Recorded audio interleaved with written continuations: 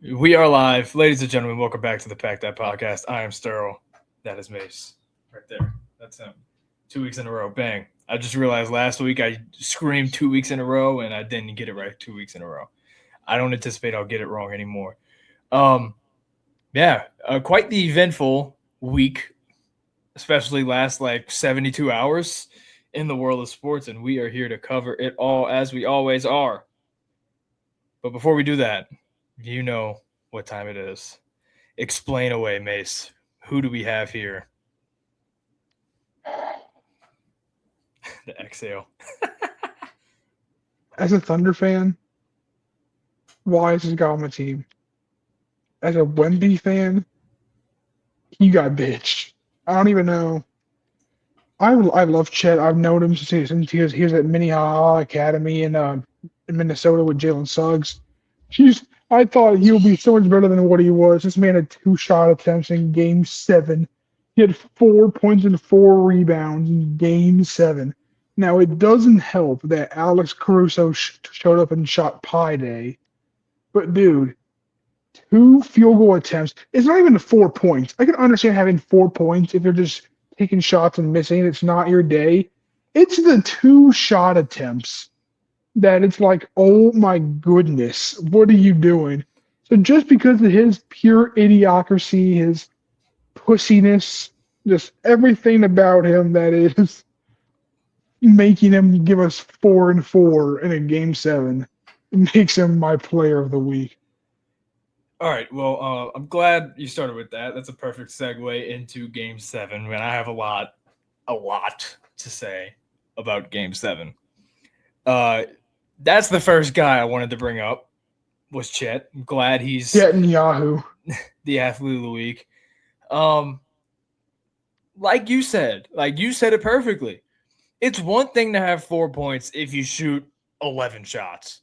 Like if you shot 2 for 11, cool. At least you tried. You played 32 minutes and 49 seconds, put up 2 shots, went 50% at the line, turned the ball over twice.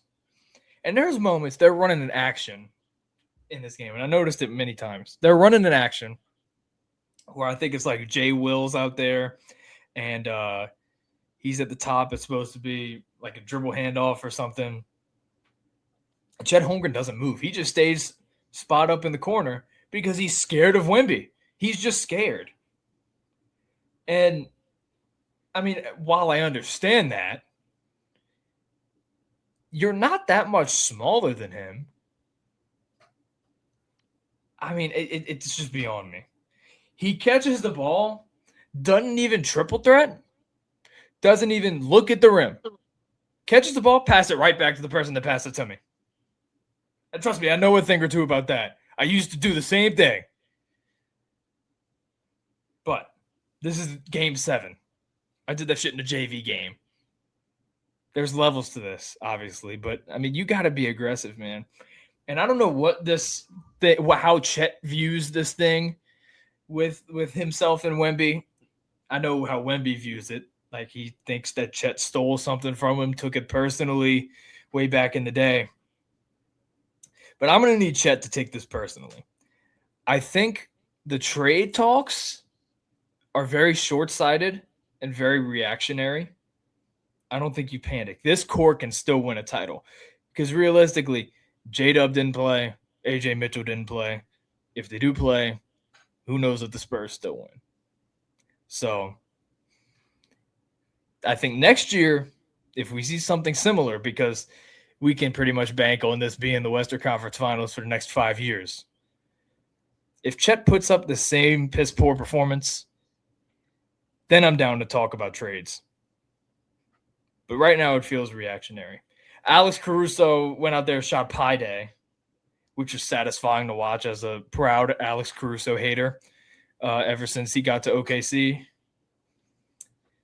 You know, all that talk. Remember last year he won the title, and for good, I mean, the dude was honestly the reason they won the title. But to go in to the press conference and say, I finally have a real ring because he won the bubble ring, to say that after the other team's best player just tore his Achilles after he was torching y'all, I'd argue that ring is faker than the bubble.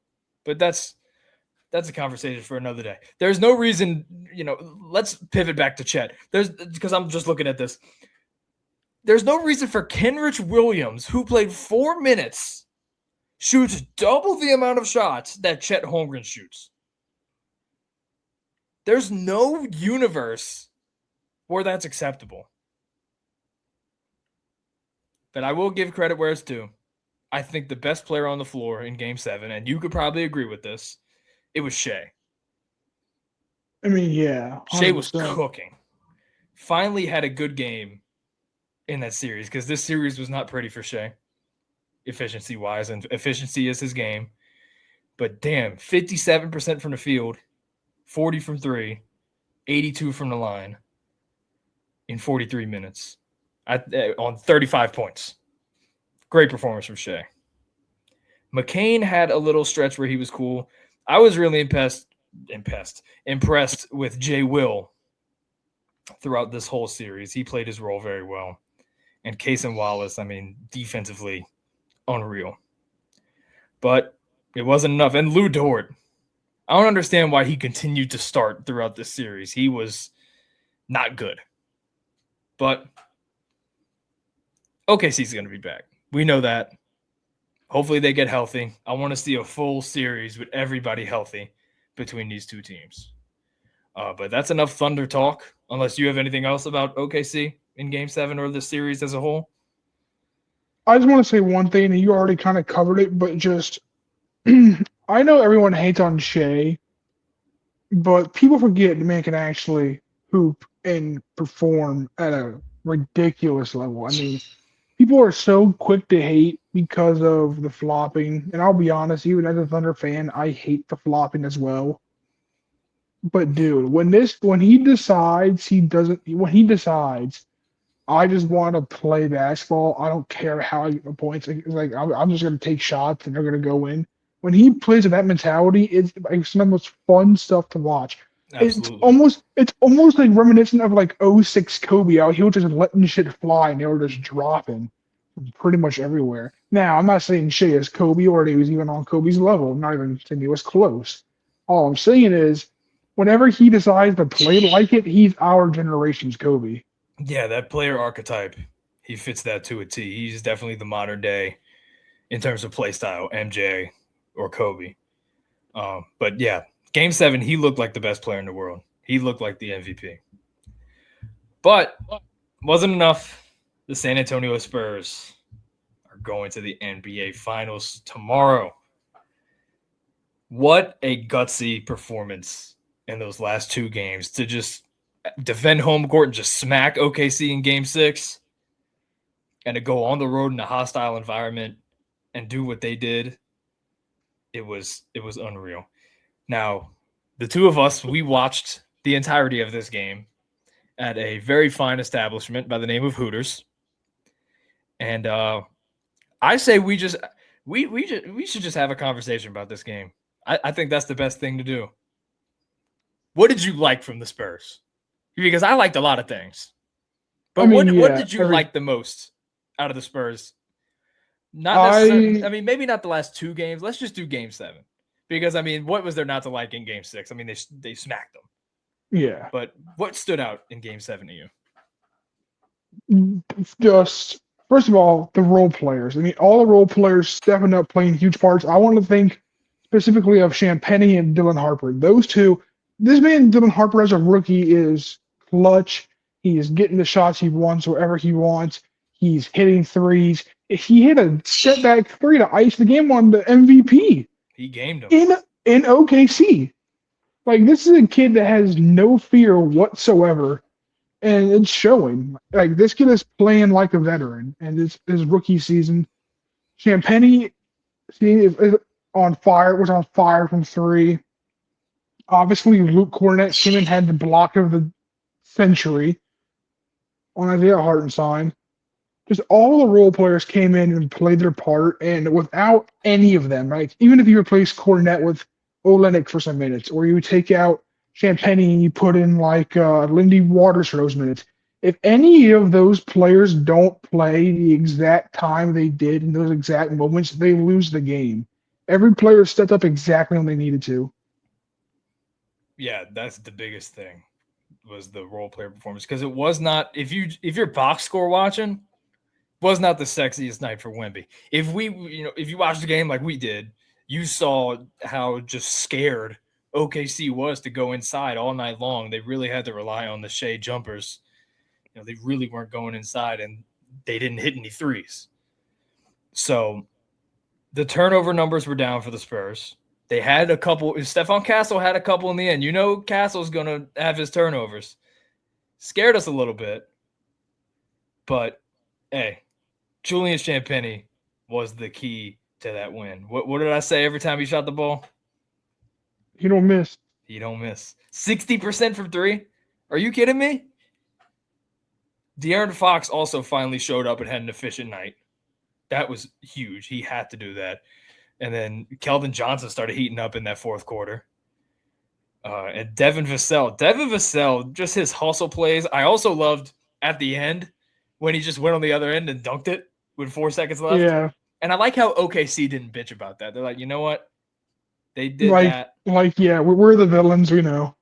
Right. And like you said, Dylan Harper, down the stretch of this season, Dylan Harper's just gotten better and better and better and more comfortable. And he's just so impressive in this series. Like for a rookie to do that to Shea, to ice the game, unreal. And then Cornette. I had a lot of things to say about Cornette throughout this series, but I take it all back after that one play. Insane. But yeah, Devin Vassell was just – there was moments where he was dominating Chet. And there's no reason why Devin Vassell should have your number if you're – what is it, Chet, 7'3", 7'2"? I think he's 7'1". 7'1"? Devin Vassell's like 6'7", 6'8"? Yeah. For him to get multiple chase down blocks on you or coming from the weak side, that's just not acceptable. No, not at all. But, hey, Harrison Barnes remains undefeated in Game 7s on his birthday. Yeah, he does. And the Spurs it's such a weird do it. stat, but yeah, it is crazy how that works. that goes back decades. It's not just even Harrison Barnes. It's literally everyone ever to have a Game 7 on their birthday. But Harrison Barnes has done it 3 times now. Yeah, that's comical. In the span of 10 years. Still comical. Shout out to HB. But the NBA Finals are here, starting tomorrow. Knicks, Spurs. And let me tell you, I can't tell you the last time I've been this excited for an NBA Finals. It's going to be electric. Dude, me too. I mean, growing up, I pay attention to the finals every year. Like, it's just natural. If you're a basketball fan, even if you aren't a fan of the teams in the finals, you'll still check in, look at some of the stats, see how, watch some of the highlights. It's just natural. But this is the first finals I've actually told myself I'm sitting down and I am watching every game of this. And it's not even because of the fact that I'm a Spurs fan or I'm a Knicks fan or anything like that. It's just the fact that y'all got to realize watching your favorite player accomplish something or even have a chance to do something historical is already a great feeling. But my problem is that growing up, my favorite team and favorite player was Russell Westbrook. But I didn't start paying attention until the year he had won his first MVP. He won his MVP in 15 or 16. So I never got to experience him in the finals. Wemby is my first player that I have truly loved since day one, since I've seen their tape, that is making this finals. And I could not be more excited to watch every game. Yeah, me too. And it's like there's no bad outcome here. It's either the Knicks win their first title in 50 years with a team of guys that are so likable and that play together extremely well, or it's the future GOAT getting his first ring in year 3. Well, there is one problem. Either way, New York shows up in flames. Again, I've been saying it to you this whole time. I'd argue it'll be worse if they win. Yeah. If the Knicks win, I argue it might be worse. And I wouldn't doubt it at all. They could tear down the Statue of Liberty. I will keep tabs. They will put Tim's on it. If the Knicks do end up winning the series, I'm finding if anybody knows that's listening for the first time, if you know an account in New York on like Instagram or something that will go live in the aftermath of the Knicks winning the finals, send that at my way. Let me because I want to see what happens. So that leads us perfectly. Let's do a little preview, predictions for the finals. And the first thing I want to say is this. This is the third time in a row. It's happened all playoffs, obviously with the exception of round 1 because there's no series before round 1. But round 2, round 3, and now, the Knicks are coming off of they didn't sweep the first round, but they're facing a team that's coming off a grueling 7-game series. It happened with Philly, swept them. Happened with Cleveland, swept them. They're not going to sweep the Spurs. I can guarantee that. If they do, I don't know what I'll do.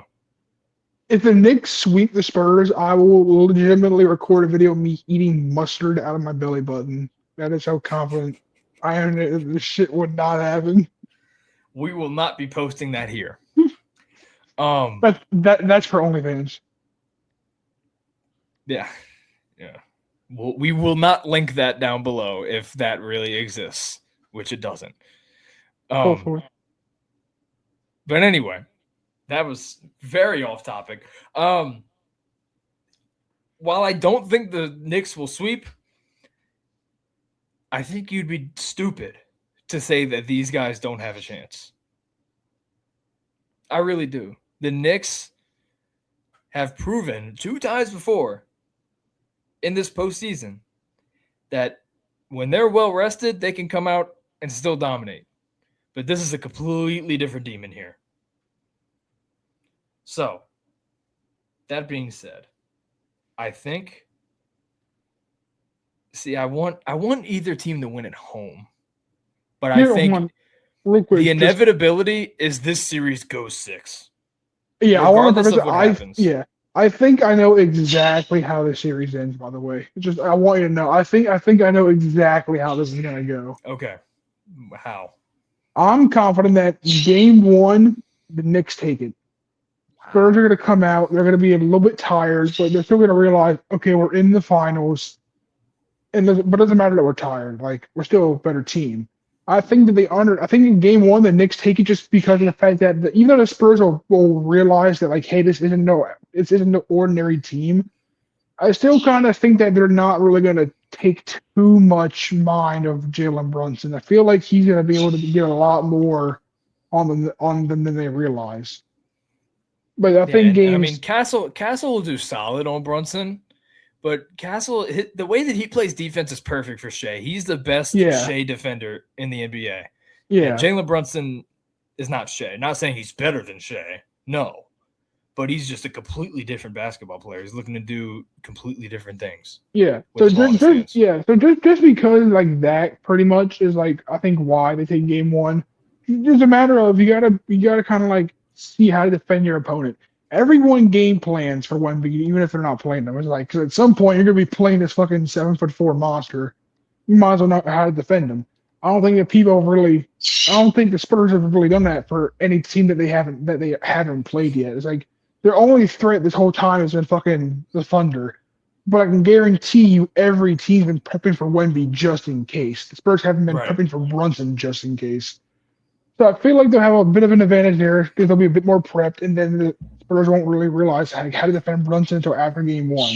So game 1, Knicks take it. Games 2, 3, and 4, Spurs take. Spurs go up 3-1. Because by that time, it's like, okay, fucking, like, we know how to stop you, and they're going to stop them at that point. But then I think Knicks take game 5. I think the Spurs think they have an easy win, and Knicks just blow them out. I think it's a blowout game 5.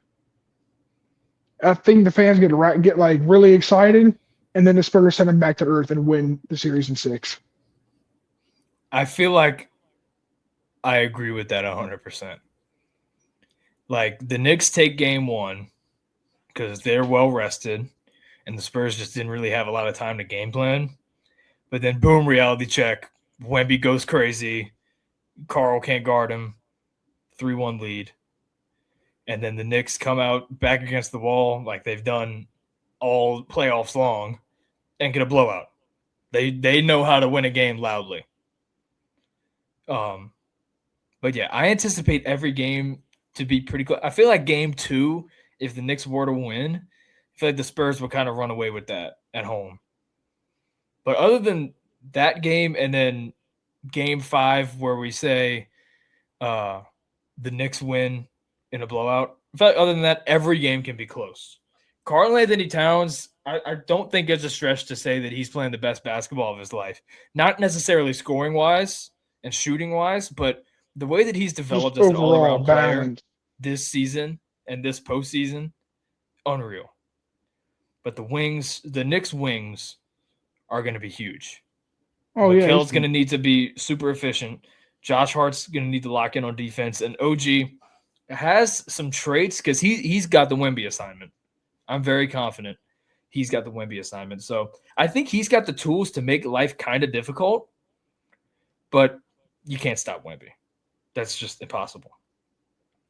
But, I mean, you have enough defensively to where Jalen Brunson being out there on the floor defensively, it's really not going to affect too much because Jalen Brunson he can't play defense. We know that. And then another thing, if the Spurs go up big in the fourth quarter, this team is not going to do what Cleveland did in game 1.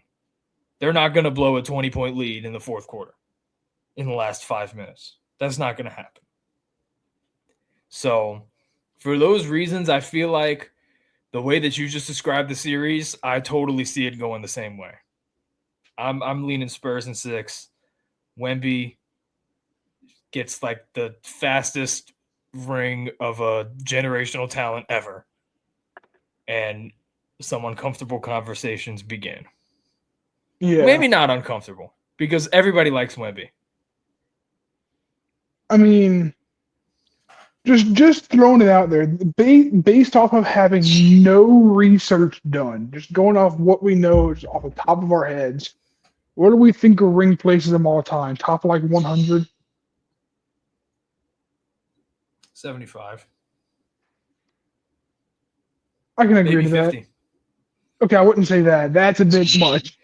I don't know. That's a bit much. In your first playoff run? Yeah, but also to realize his regular season achievements is just one unanimous Right, DPOY one and 2 All-Stars. DPOY, 1 All-Star. West MVP, 1 Finals MVP, 1 ring. Yes, I feel like 75 to 100 range already. I feel like 87 will be like a perfect place to put him. But we got to wait because we're out here talking like they already won. I said it, the Knicks, man. If they win this series, I will not be surprised at all. They got hot at the right time. So we will see what happens starting tomorrow. But now, is there again? I got to make sure you got anything else about the NBA Finals or the NBA in general before we move on to the absolute craziness that was yesterday. No. All right. Possibly, right, just when you think we're in the depths of the NFL offseason, boom, bombshell, Braxton Berrios is signing with the New York Giants. Gunnar, how do you say Olszewski? I think you pronounce it. Towards Achilles. I guess. The Giants need a new return man, and they bring in Braxton Berrios. I mean, blockbuster deal. Yeah. Sure there's nothing else? Russell Wilson signed with CBS Sports. I mean, okay. Is that it? It sounds kind of boring.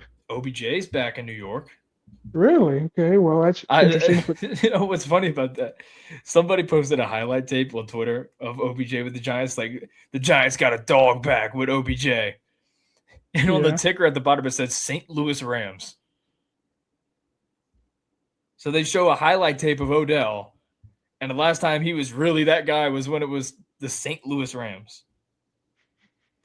But I think that's a perfect team to bring up because the real headline of the day, Myles Garrett, the man that just broke Michael Strahan's single-season sack record, out of nowhere, has been traded to the Rams in exchange for Jared Verse, a 2027 first-round pick, a 2028 second-round pick, and a 2029 third-round pick. I mean, out of nowhere. No one expected this. Who's going to beat the Rams this year? Well, like a certain person said, the Patriots. We'll talk about the Patriots after this because they made the Lilbro move, and it was like the worst kept secret in the NFL. We knew that trade was going to happen, but this is not the same. No one knew this was happening.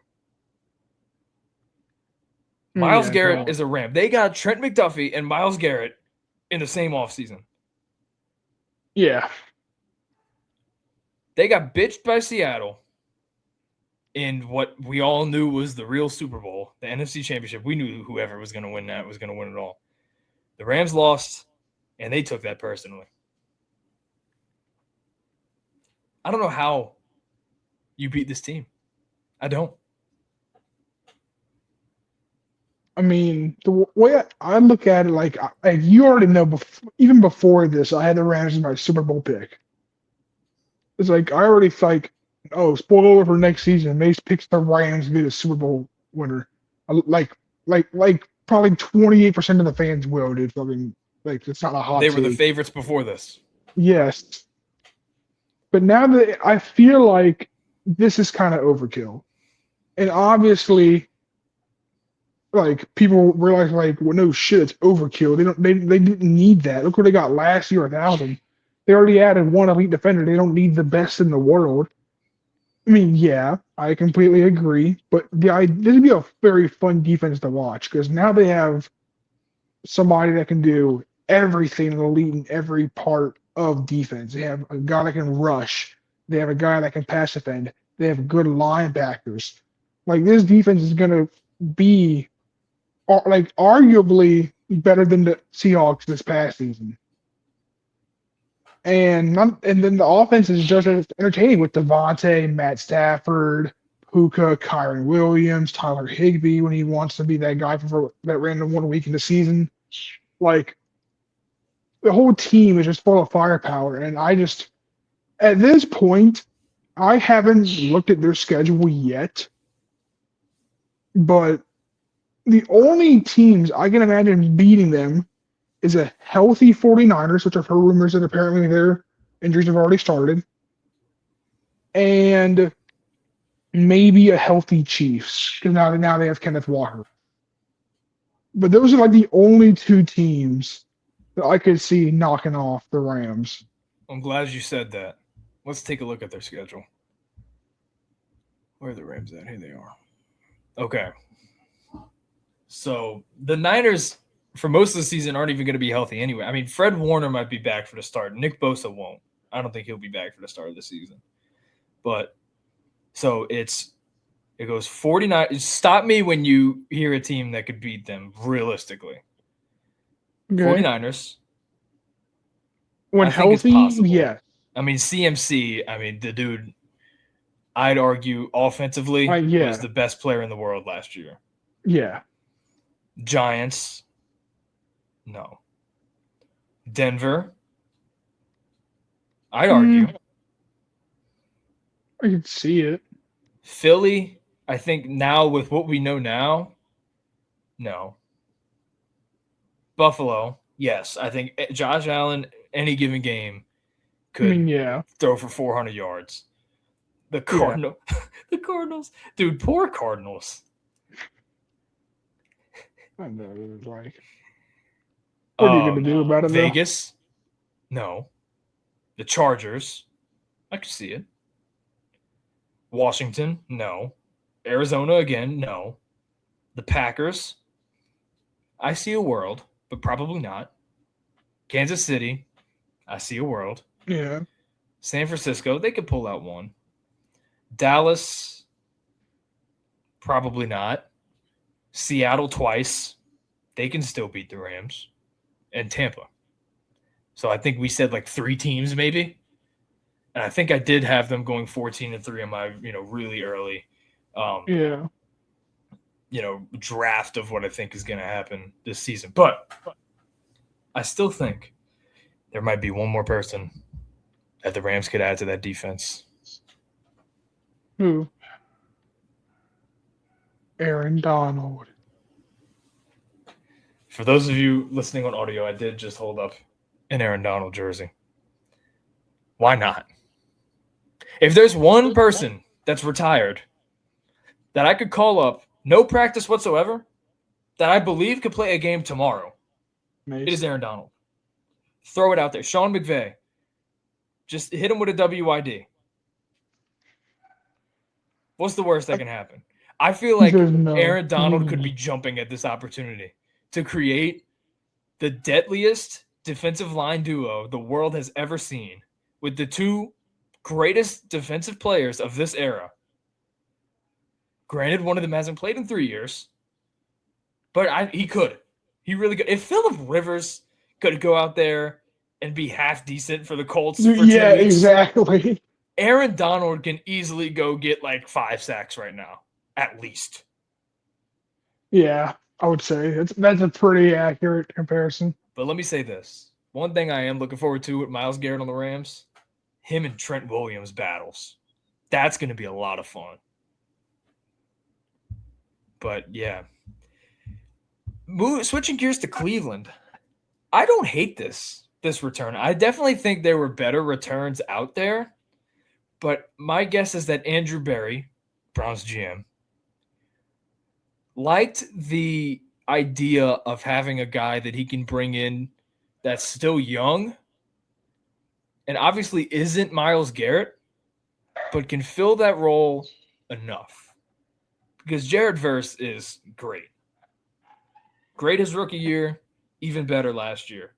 And now in an extended role with Cleveland, I think now we can confidently say, and I know you're going to roll your eyes when I say this, but I can confidently say now they're going into a rebuild. Because for years, they've been making win-now moves. Keeping Myles Garrett around was like, okay, we're going to try to put a team around you. The stupidity that, in hindsight, that Deshaun Watson was bringing him in. That was a win-now move. But now I can confidently say they're going all in on a rebuild. And there's definitely a direction they're heading in. But I think there was definitely more draft compensation from another team. Because originally I thought it was 3 first-round picks that they were getting back. But no. Any first-round pick is valuable. So, I mean, if that was the best return you could have got, cool. But I think the main thing that Andrew Berry was worried about was getting a guy in return that can help you right away. It's very reminiscent of the Stafford for Goff swap. Jared Verse being Goff in this scenario. If that makes sense. Just like the defensive version of that.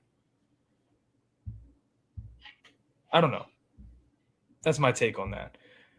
The Rams win this trade because they get the best player in the world. But yeah, I don't hate it for Cleveland either. Yeah, I mean, when I heard about this trade, the first thought is, first of all, I want to preface, I'm so sorry, listeners. My dog is going ballistic right now. Don't know what over. We'll figure that out later. He's not very happy. But when I heard about this trade, my first thought was, well, now they're going to lose the Super Bowl. It always just feels like the teams that everyone expects to, because obviously everyone expects, okay, good teams are going to win the Super Bowl. But I don't know why. I feel like every good team that makes a move that should make them better, for some reason they get worse, and I don't know why. So I think just following that logic, I think I can kind of like lock out them winning the Super Bowl now, even though they definitely should. Until you realize this. Where's the Super Bowl this year? LA. Mm-hmm. Where was the Super Bowl last time the Rams won it? LA. What did the Rams do that offseason before the Super Bowl they won? They make a blockbuster trade, and they get Matthew Stafford. And now they suddenly pull off the defensive version of that trade? I don't know. I mean, I see the logic, but I just fool me once, shame on you. Fool me twice, shame on me. The league isn't gonna let it happen twice. Maybe. But yeah, that was the craziest news we got yesterday. And then we also got news, the worst kept secret in the NFL. The Eagles traded wide receiver A.J. Brown to the Patriots for a 2028 first and a 2027 fifth round pick, which is going to end up being the better of New England's 2 fifth-round picks. A.J. Brown and Mike Vrabel are back together. And obviously we knew this was going to happen. There were reports months ago that this was going to be the trade. And then to pour salt in the wound and make this outcome way more likely, the Eagles jump the Pittsburgh Steelers and steal Mekhi Lemon from them. There was no way they draft Mekhi Lemon if they knew that A.J. Brown wasn't going. Nick Sirianni tried saying he's an Eagle. We knew that wasn't the case. But yeah, Drake May has a new wide receiver 1. And now it is the Devontae Smith and Mekhi Lemon era in Philly. A lot of interesting moving parts. This definitely helps the Patriots because I definitely did not have them being nowhere as good as they were last season. But now they have arguably a top 10 receiver in the league on their team. Obviously, the O-line. They bring in Lomu. Probably going to move Will Campbell to guard. So hopefully that side of the line improves. But they got a tougher schedule. I'm very curious to see how this season goes for the Patriots and how the Drake May and A.J. Brown connection will work. And then I think it's exciting times in Philly. Despite losing A.J. Brown, obviously some fans would probably label him a problem last season because of all that happened. But you have an exciting young duo with Devontae and Mekhi Lemon. So I'm excited to watch that play out. And I'm very anxious to see Drake May and A.J. Brown. What do you think about this? I'm very excited. I mean, people were calling the Patriots kind of frauds last season because they had a very easy strength of schedule, and that is true. I see this kind of as the Patriots now being like, hey, we're really going all in. We're gonna run it back. We're gonna win this shit again. I do love that Drake May gets his first really good target. I do honestly love the fit. I feel like the way that A.J. Brown runs routes is going to perfectly fit the kind of passes that Drake May throws on a routine basis. But at the same time, I feel like the Eagles have heavily won this. And it's because of the fact that doing this, they save a lot. They save so much money. They get a receiver who maybe he won't be as good as A.J. Brown, but I could definitely see him being pretty darn close.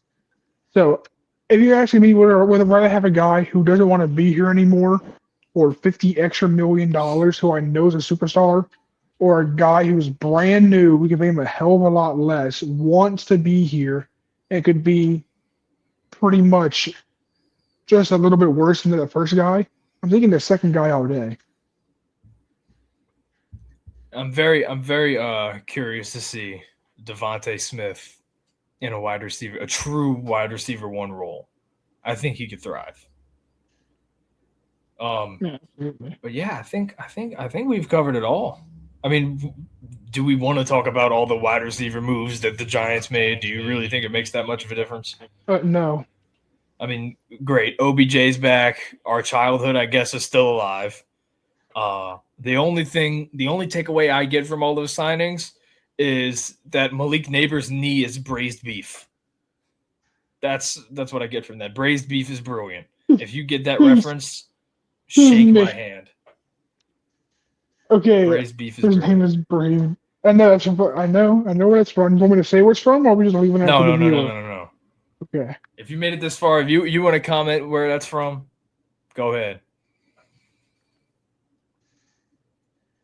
But yeah, that's the only takeaway I get from those moves. And then obviously Braxton Berrios, they had to bring in another return man since their main guy is gone. Shout out to Alex Earl.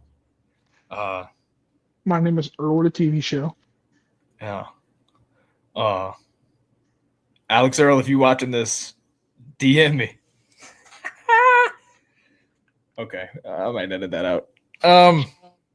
Anything else we want to talk about? I mean, we've been going for 40 minutes. We got time. We want to do a little story time, a little unplugged for like 5 minutes or so, All right, or we just we end can it. we can get into a story of Mason's day because Mason's has had a bit of a doozy of a day. Nothing bad, just a whole series of weird events. Let's So hear it. we start off with this. First of all, your boy had to go to the Walmart pick up a prescription for something. As I'm leaving the Walmart, I get to the stop sign. I pull up to the stop sign, and then this car pulls up to the stop sign. The four stop sign, like a four intersection. He pulls to the one to the right of me, like like 2 seconds after me. I start going, he starts going. I'm like, surely he realizes that I'm going at the right of way to the stop. Motherfucker doesn't stop. I have to slam my brakes, and I see him go like pass in front of me, and that's when I realize this is a build I've never seen on a human. I've never seen a human that looks like this one. And I'm not saying this person's ugly. Everyone's beautiful in their own ways, but this is one unique way that he is beautiful. I mean, not to be rude, his nose is reminiscent of an isosceles triangle. It was prominent and it was sharp. Like this nose could probably cut my desk that I'm have my phone sitting on. And just I saw that and I thought, there's no way that guy hit my I almost got he just got hit by Squidward. So I gotta pull up next to the guy. I gotta inspect this man. I pull up to the next of his car. This dude is bald and he's wearing sunglasses. And he has the sharpest nose I've ever seen. And I guess today's when I realized that aliens do exist, and there was a thing that almost hit me today. Wow. There's one Mason story that I just thought of. That's why I've been laughing this whole time, and I just want to hear it. And I feel like the people deserve to I hear it. thought, And I don't. I thought you were laughing at this story. Like, Well, I I don't know was where that's laughing at from. that too, but it made me Okay, think of something else. okay. Well, sit And like humor. I think we can tell it if we keep the details a little bit censored. I don't know if that's the right word, but Vague. yeah, keep the details vague. If I name these three numbers, and it's not a long story, but if I name these three numbers, you'll know exactly what I'm talking about, and you'll know where to start. All Four, five, right. six. Oh, It's one of my favorite Mason I'm stories. talking about the water fountain when I was Uh at huh. PE. Okay, so y'all gotta Because realize I that. wish I would have known this back then. I would have used it. Okay, so I was in like I was young. I want to say it was fourth grade maybe. We had PE, and there was this one girl in my class in my grade, and I'm not gonna say her name, but there's no way that she watches this, so I will use the letter that her name starts with, V. I don't care. She's not gonna hear this. I remember at PE, we come in from PE. I'm at the water fountains. You know how everyone has the rule like a 1, 2, 3. That's enough for me.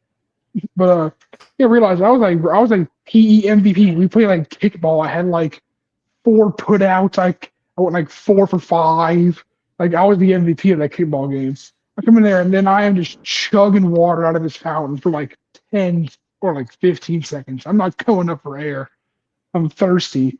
And she's behind me. She's getting impatient. And Oh no, no, don't say the name. oh shit. It's all right. Oops. And girl taps my shoulder behind me. She goes, 1, 2, 3. That's enough for me. And I'm pissed because I'm like, you dare disturb me while I'm trying to drink water? So I pull my head back and I look at it and say, 456, shut up, you dumb bitch. And I just go back to drinking the water. She got so 456, mad. shut up, you dumb bitch. I don't know why. I've been thinking of that a lot lately. I don't know why. That's a great story. I want to point out if you are listening for some reason out there, I do apologize that I called you a dumb bitch, but I don't apologize for taking all your fucking water. I It was was the warranted. MVP. It was warranted. I was the kickball MVP. You just sat there on the sidelines and read a book about like Judy. I don't want to hear about it. You know, I wish I was that clever when I was that age. Oh, dude, no, I've had some zingers, dude. Like I have had some Great some sound one-liners. bites. Oh my god, yeah. Dude, I'll tell you this one, but we can't really include it in this, so. All right, well, in that case, let's just go ahead. I think that was a very productive last 6 minutes. So, hey, if you want more unplugged, you'll probably get it anyway, even if you don't. On these shorter episodes, we got to fill out some time somehow. But we'll see you guys next time. NBA Finals are here. Wait. Hold on. No, does hashtag him listen to the podcast? That's a good question. Why do you ask? To talk about experiences in certain things and certain techniques on defending people. I say we save that for a future episode. Okay. But yeah, we'll be back next week, or maybe even sometime even closer, with some more stupendous sports coverage. So, until next time.